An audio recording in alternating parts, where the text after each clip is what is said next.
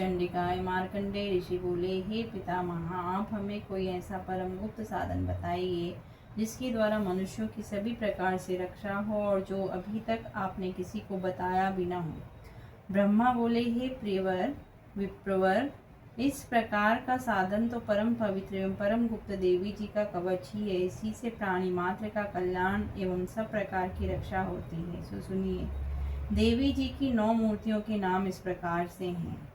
पहली शैलपुत्री, दूसरी ब्रह्मचारिणी, तीसरी चंद्रघंटा, चौथी कुष्मांडा, पांचवी स्कंद माता, छठवीं कात्यायनी, सातवीं कालरात्रि, आठवीं महागौरी और 9वीं सिद्धात्री है।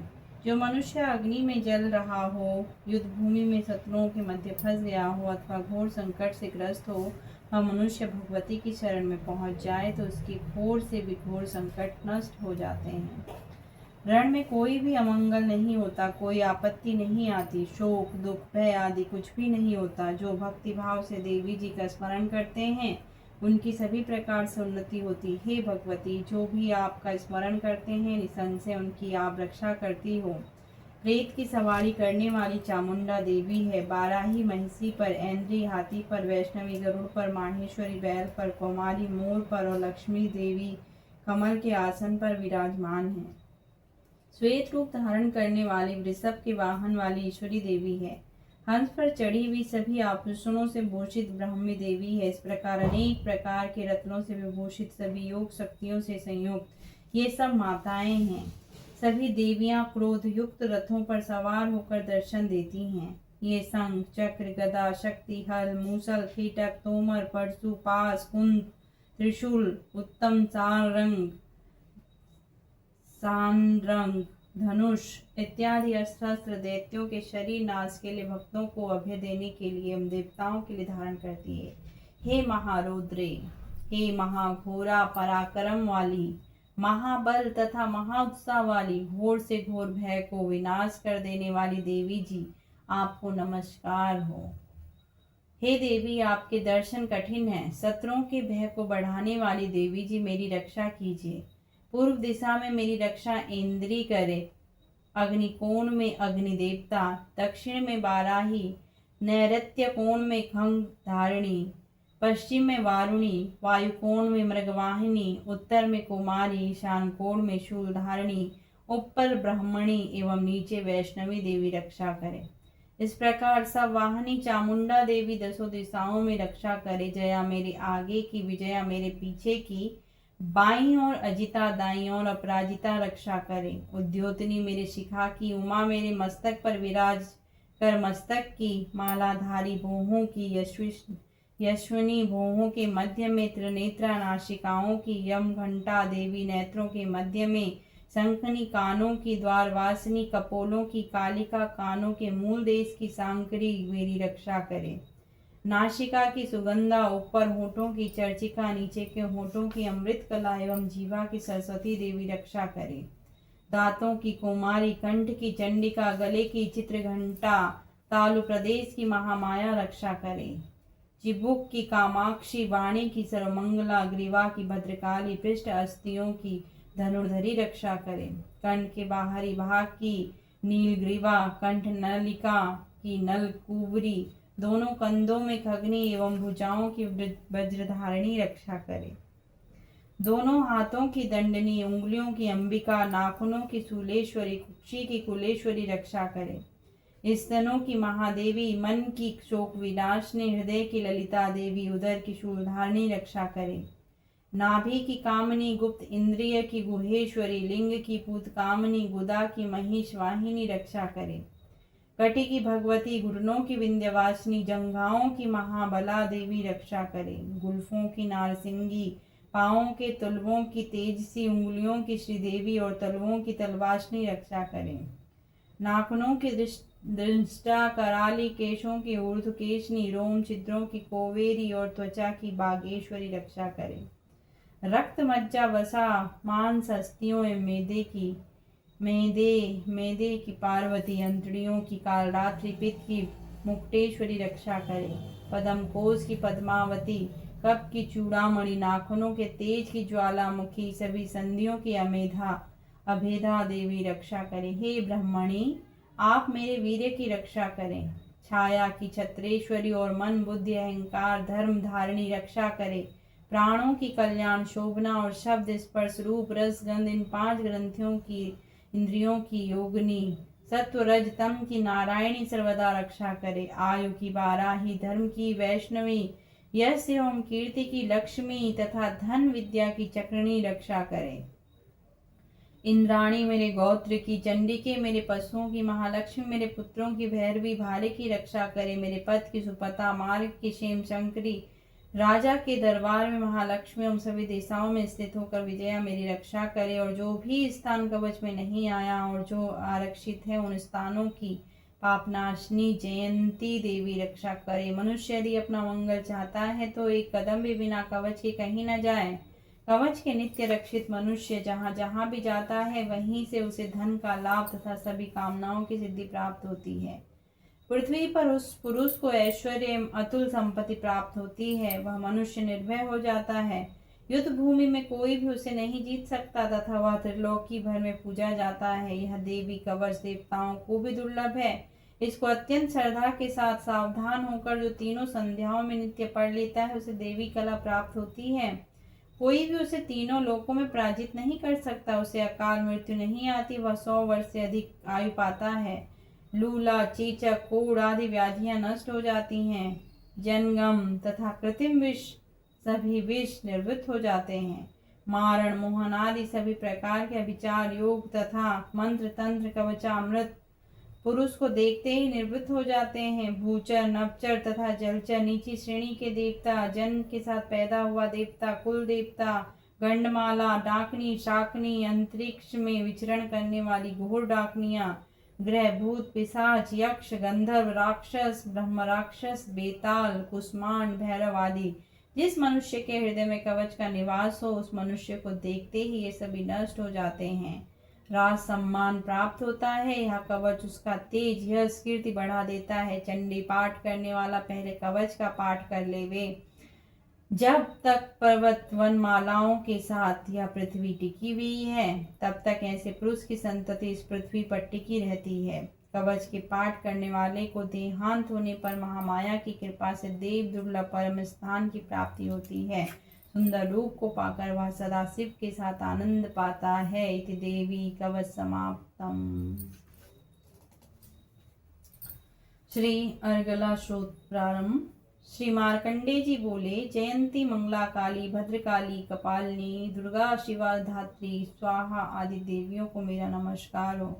हे चामुंडे देवी, समस्त प्राणियों को दुख निवारण करने वाली आपकी जय हो। हे सर्वव्यापक देवी कालरात्रि आपकी जय हो। मधु तथा कैटव दैत्यों का दलन करने वाली ब्रह्म जी को वर देने वाली आपको नमस्कार हो। हे देवी, आप मुझे सुंदर रूप जय यश दो तथा काम क्रोध आदि शत्रुओं का नाश करो।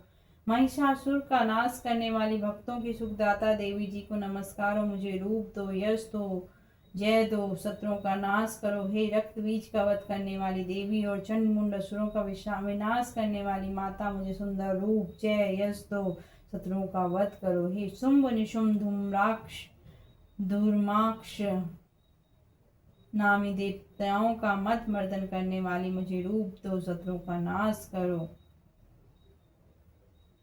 आपका रूप तथा मर्दन कर चरित्र अचिंत्य है। सभी शत्रुओं का आप ही नाश करने वाली हो। मुझे रूप दो जय दो यश दो शत्रुओं का संहार करो। हे पाप नाशक चंडिके, सर्वदा भक्ति पूर्वक आपके चरणों में मस्तक झुकाते हैं, उन्हें रूप दो जय दो यश दो शत्रुओं का नाश करो। हे सभी व्याधियों का नाश करने वाली चंडिके, जो आपकी भक्ति पूर्वक स्तुति करते हैं, उन्हें रूप दो जय दो यश दो शत्रुओं का नाश करो। हे चंडिके, जो निरंतर आपकी भक्ति अर्चना करते हैं, उन्हें रूप दो जय दो यश दो शत्रुओं का नाश करो। हे देवी जी, आप मुझे सौभाग्य आरोग्य और परम सुख दो। रूप दो जय दो यश दो शत्रुओं का विध्वंस करो। मेरे शत्रुओं का नाश करके मुझ में बल बढ़ा दो।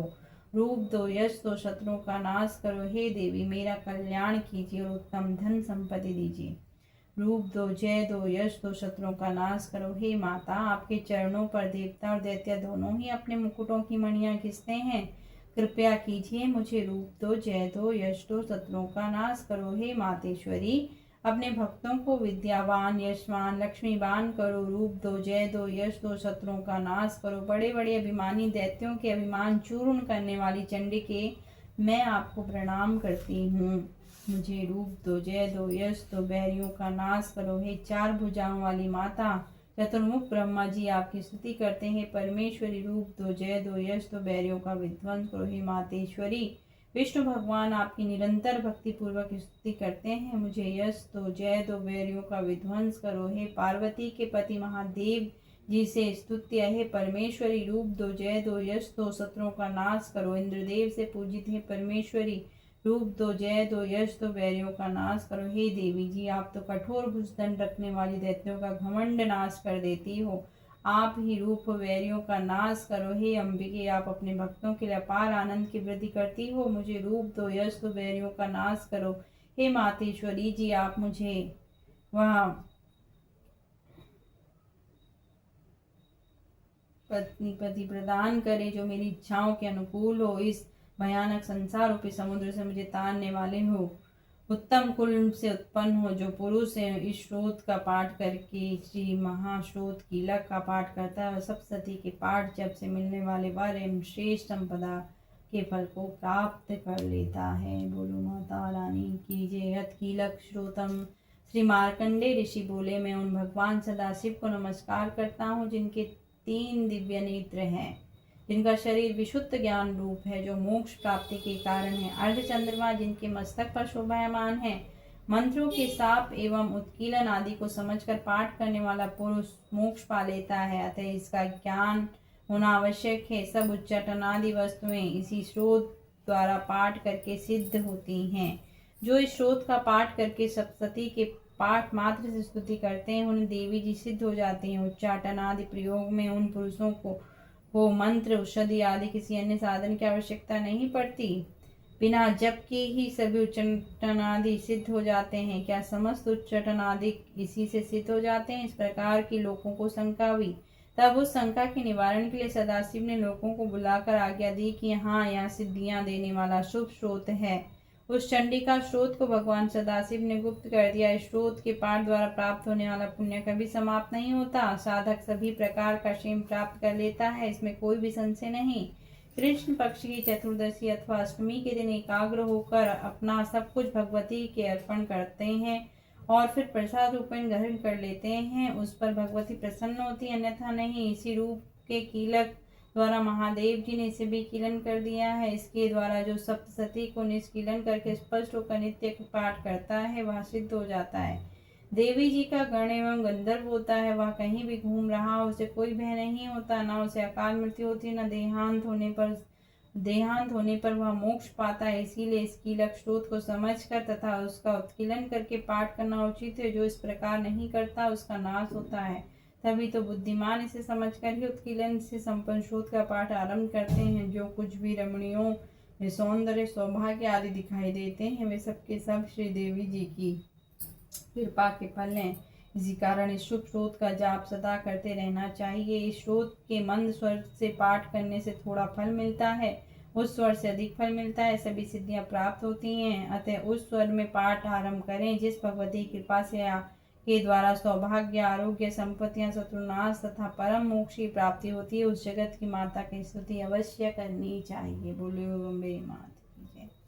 श्री दुर्गा सप्तशती प्रथम अध्याय। श्री अंबिका महर्षि मार्कंडे बोले, भगवान सूर्य के पुत्र सवर्णी की उत्पत्ति की कथा को मैं विस्तार से कहता हूँ, आप ध्यान से सुनिए। सूर्य की छाया से उत्पन्न सवर्णी जगजननी महामाया की कृपा से जैसे मनवंतर के अधिपति बने, वह कथा सुनिए। प्राचीन काल में स्वरोज जिस मनवंतर के क्षेत्रवंशी राजा सूरत समस्त पृथ्वी के चक्रवर्ती राजा, वे प्रजा का अपने पुत्रों की भांति पालन करते थे। एवं राजाओं से राजा सूरत की शत्रुता हो गई। दुष्टलन राजा सूरत ने उनका भयंकर युद्ध हुआ और थोड़ी सेना कोस होने से यवन राजाओं ने सूरत को हरा दिया। तदंतर राजा अपने नगर में आ राज्य करने लगा, तो भी अन्य शत्रु राजाओं ने राजा सूरत पर चढ़ाई कर दी और नगर में भी दुराचारी मंत्रियों ने राजा का कोष, सैन्य और समस्त वस्तुएं छीन ली तथा राजा सूरत हारकर अकेला ही घोड़े पर सवार हो शिकार खेलने के बहाने घोर जंगल में चला गया। वहां महर्षि मेधा का सुंदर आभूषण आश्रम देख जो अहिंसक श्रृंग आदि पशुओं तथा शिष्यों और मुनियों से शोभित था। वहां बैठे हुए महर्षि मेधा को राजा सूरत ने नमस्कार किया और मुनि से उचित सत्कार पाकर कुछ समय उधर उधर फिरता हुआ उसी आश्रम में रहा। कुछ काल के बाद फिर वह अपने राज्य तथा प्रजा की चिंता से विचरने लगा कि जिस राज्य को मेरे पूर्वजों ने भली भांति चलाया और प्रजा का पालन किया, वह आज मुझसे चला गया। वे दुष्ट मंत्री राज्य का पालन धर्म नीति के अनुसार कर रहे होंगे या नहीं। मेरा मुख्य हाथी भी दुश्मनों के वश में हो जाने से क्या क्या कष्ट भोगना होगा। जो आज्ञाकारी नौकर नित्य प्रसन्नता से धन और भोजन प्राप्त करते थे, अब उन दुष्ट राजाओं के आश्रय में रहकर कष्ट पाते होंगे। मंत्री राज्य के धन को कुमार्ग में व्यर्थ ही अपव्यय करते होंगे। जो धन मेरे पूर्वजों ने बड़े कष्ट से संग्रह किया था तो नष्ट हो गया होगा। इस प्रकार वह राजा राज्य की सभी बातों की चिंता करने लगा। कुछ समय पश्चात एक दिन आश्रम के समीप एक वैश्य को आते देखा तो राजा ने उससे पूछा कि अरे भाई, तुम कौन हो और यहाँ क्यों आए हो? तुम्हारा मलिन मुख शोकयुक्त क्यों दिखाई देता है? इस प्रकार राजा सूरत की बातों को सुनकर उस समाधि नाम के वैश्य ने राजा सूरत से कहा कि हे राजन, मैं समाधि नाम का वैश्य हूँ। मेरा जन्म धनवान कुल में हुआ। मेरे दुष्ट स्त्री पुत्र आदि ने मुझे धन के लोभ से घर से निकाल दिया, मेरा धन छीन लिया और मैं धन स्त्री पुत्र से रहित हूँ। अब मैं अकेला दुखी होकर इस वन में आया हूँ। मुझे अपनी स्त्री तथा बंधुओं का कुछ भी पता नहीं। मैं यहाँ रहने के कारण अपने स्त्री पुत्र तथा स्वजनों की परिस्थिति को नहीं जानता कि वे इस समय अपने स्थान पर सुखी हैं या दुखी। मैं यह भी नहीं जानता कि मेरे पुत्र सदाचारी हैं या व्यभिचारी। राजा बोला, जिन स्त्री पुत्र आदि ने तेरे धन संपत्ति को छीन लिया, फिर उन्हीं के स्नेह में तेरा मन क्यों जाता है? वैश्य बोला, आपने मेरे विषय में जो बातें कही वे वास्तव में सत्य है, परंतु मैं क्या करूं, मेरे चित्त में कठोरता उत्पन्न नहीं होती। जिन पुत्र आदि ने धन के लोभ में आकर मुझे घर से निकाल दिया, मेरा चित्त फिर भी उन्हीं में आसक्त होता है। यह जानते हुए भी कि मैं अनजान हो रहा हूँ, मेरा मन स्त्री पुत्र आदि में आसक्त हो रहा है और इसी से ऊर्ध्व श्वास चल रहे हैं। मुझे इसका दुख है और मन खिन्न है। मैं क्या करूं? इन स्वजनों के निर्मोही होने पर भी मेरे मन में उनके प्रति प्रेम है। मार्कंडेय ऋषि बोले, हे द्विश्रेष्ठ। तत्पश्चात राजा सूरत और समाधि वैश्य दोनों मिलकर मेधा मुनि के समीप गए और प्रणाम करके बैठकर मेधा ऋषि से कथा प्रसंग करने लगे। राजा बोला, हे भगवान, मैं आपसे एक बात पूछना चाहता हूँ। आप कृपा करके बताओ कि हे महाराज, मेरा मन वश में नहीं है, इससे मुझे दुख है। गए हुए राज्य तथा अन्य सभी स्त्री पुत्र बांधवों की ममता मुझे अभी तक बनी हुई है। हे मुनिश्रेष्ठ, यह जानते हुए भी कि मेरा स्नेह उनसे अज्ञानियों की भांति विशेष बढ़ता जाता है, इस समाधि वैश्य को इसके स्त्री पुत्र ने त्याग दिया तथा इसे घर से बाहर निकाल दिया, यह भी उनमें अत्यंत आसक्त रहता है। इसी तरह हम दोनों बहुत दुखी हैं। हे महाभाग, उनके दोषों को जानते हुए भी हम दोनों का हृदय उनके प्रति ममता में आसक्त रहता है। इतना ज्ञान होते हुए भी ऐसी ममता क्यों है? हम दोनों को अज्ञानियों की भांति मूर्खता क्यों उत्पन्न हो रही है? महर्षि मेधा ने कहा, समस्त जंतुओं को जानने योग्य ज्ञान होता है। हे महाभाग, सभी प्राणी पृथक पृथक होते हैं। कोई दिन में नहीं देखते, कोई रात्रि में नहीं देखते और कोई दिन रात्रि में समान दृष्टि से देखते हैं। सभी पुरुष ज्ञान युक्त हैं, यह सत्य है, इसमें संदेह नहीं है। केवल उनमें ही नहीं, सभी पशु पक्षी मृग आदि में भी मनुष्य की भांति ज्ञान होता है। वह स्थूल ज्ञान होता है। जैसे मनुष्य में आहार आदि की इच्छा उत्पन्न होती है, वैसी पशु पक्षी आदि में भी आहार विहार निद्रा मैथुन आदि की इच्छा उत्पन्न होती है। ज्ञान होने पर पक्षियों की भांति भूखे होने पर भी ममतावश अपने बच्चों को चोंच में स्नेह से चुगा देखकर प्रसन्न होते हैं। राजन, मनुष्य भी अपने पुत्र पौत्रों के साथ इसी भांति बर्ताव करते हैं। वहाँ पालन पोषण इस इच्छा से कि जब हमारी वृद्धावस्था आएगी तब तक हमारा पालन पोषण वे करेंगे। क्या या तुम नहीं देखते कि पुत्रादि उनका भरण पोषण ना भी करे तो भी माता पिता तो करते ही हैं, क्योंकि विश्व की स्थिति को रखने वाली महामाया के प्रभाव से मुंह के गड्ढे में डाल दिए गए हैं। इसमें आश्चर्य नहीं है, क्योंकि यह भगवान की महामाया है। वह भगवती देवी बड़े बड़े ज्ञानियों के चित्त को जबरदस्ती खींचकर मुंह में डाल देती है। इस देवी ने ही चराचर विश्व को उत्पन्न किया है और यह देवी प्रसन्न होकर भक्तों को वरदान देती है, जिससे मुक्ति मिलती है। वही भक्ति की परम हेतु और सनातनी ब्रह्म ज्ञान स्वरूपा विद्या है। यह भगवती ही सांसारिक बंधुओं की हेतु एवं सर्वेश्वरी। राजा बोला, हे भगवान, आप जिसे महामाया कहते हैं वह कौन सी देवी है? द्विज, वह देवी कैसे उत्पन्न हुई और उसका क्या कार्य, उसका स्वभाव, स्वरूप, उत्पत्ति आदि के विषय में मैं सुनना चाहता हूँ। तो आप सभी वृत्तांत मुझे सुनाइए। ऋषि ने कहा, वह देवी नित्य है और सब चराचर में व्याप्त है, तथापि उसकी उत्पत्ति अनेक भांति से है। उस कथा को तुम मुझसे सुनो। यह भगवती देवताओं की कार्य सिद्धि को उत्पन्न होती है और अजन्मा उत्पन्न होती है। जब भगवान विष्णु संपूर्ण विश्व को त्याग अंत में चल ही चल करके योग निद्रा में से सैया पर शयन कर रहे थे, उस समय विख्यात मधु और केटव नाम के दो घोर असुर भगवान विष्णु के कान के मैल से पैदा होकर ब्रह्मा जी को मारने को तैयार हुए। ब्रह्मा जी विष्णु भगवान के नाभि कमल पर स्थित है। उन दोनों भयंकर असुरों को मारने को आता देखकर और भगवान विष्णु को सोता हुआ देखकर ब्रह्मा जी योग निद्रा की प्रसन्नतार्थ एकाग्र मन से स्तुति करने लगे, जिससे कि भगवान विष्णु के नेत्रों से भगवती योग माया अपना प्रभाव हटा ले और भगवान जाग पड़े। वह योग माया विश्वेश्वरी जगमाता जगन माता स्थिति संहार करने वाली भगवान विष्णु की अतुल तेज वाली निंद्रा स्वरूपा अनुपम शक्ति। ब्रह्मा जी बोले, हे महामाये, तुम स्वाहा देवताओं को पालने वाली हो, तुम स्वधा पितृष्यों का पोषण करने वाली हो, तुम ही वष्टकार स्वर इंद्र को यज्ञ का हिस्सा पहुँचाने वाली हो, अमृत भी तुम ही हो, अक्षरों में ऊ मात्रा तुम हो तथा नित्य आदि मात्रा व्यंजन भी तुम ही हो। हे देवी, तुम ही संध्या सावित्री और संसार की जननी हो। ही मातेश्वरी, विश्व को उत्पन्न पालन और संहार करने वाली आप ही हो। रचना काल में सृष्टि रूप तथा पालन काल में संहार स्थिति स्वरूपा आप ही हो। आप महाविद्या, महामाया, महामेधा, महास्मृति, महामोहा, महादेवी, महाश्वरी हो।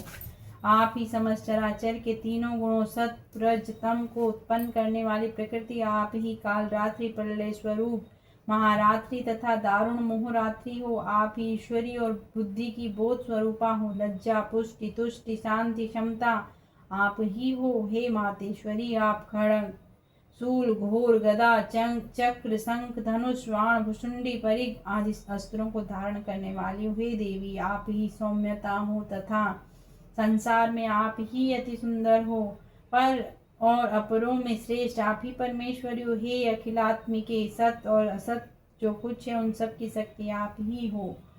मैं आपकी कैसे प्रार्थना करूं? जो इस विश्व की रचना पालन और संहार करते हैं, उन भगवान विष्णु को आपने अपनी निंद्रा के वश में कर लिया है। फिर भला बताएं, और कौन आपकी प्रार्थना करने में समर्थ है, जबकि आपने भगवान विष्णु, ईशान, शंकर तथा मुझसे यह शरीर ग्रहण कर लिया। आप तो अपने प्रभाव से स्वयं प्रशंसित हो। मधु और कैटम नाम के इन महादुष्टों को आप मोह लीजिए और विश्वपति भगवान अच्युत्य को जगाइए। इन दोनों महाशुरों का संहार करने के लिए भगवान को बुद्धि दीजिए। ऋषि बोले, इस प्रकार जब ब्रह्मा जी ने मधु और कैटव असुरों के संहार